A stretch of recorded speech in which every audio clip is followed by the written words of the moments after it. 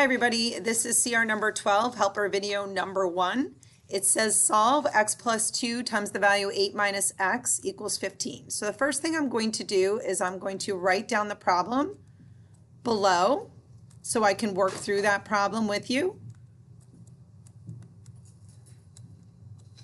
And the first thing that we do when we're solving an equation is we go ahead and we draw our ladder. Next step is that we are going to get rid of our parentheses. So I circle the number that's in front of the parentheses, including the sign. I'm going to distribute it to each term inside the parentheses.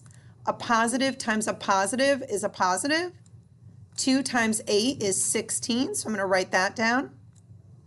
A positive times a negative is a negative, and 2 times x is 2x. And then I'm just going to bring down this x because I didn't do anything to it when I got rid of the parentheses. I'm going to bring down my equal sign and my 15. Now the only thing I'm focusing on is the left side of the equal sign. On the left side of the equal sign, you have to look to see if there's any like terms.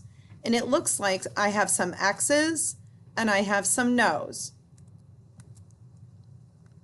On my x's, I have a positive x and I have a negative 2x. On my no's, I have a 16, and that's it. So the first thing I'm going to do is look at x minus 2x. I have more negatives than positive. I have one more negative than positive, so that's a negative 1x. And then I have a positive 16 because I can't combine that with any other numbers.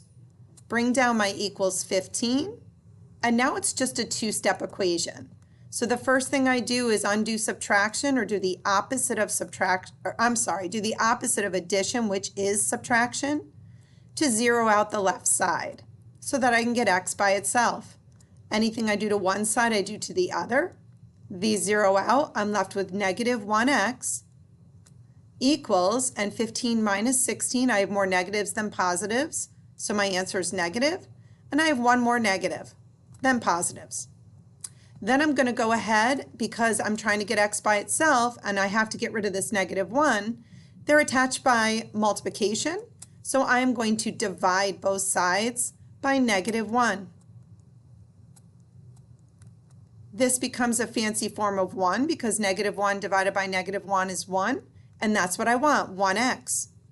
And on the right side, negative 1 divided by negative 1 is also a positive 1. So my answer is x equals 1, and here it is. Good luck with that question.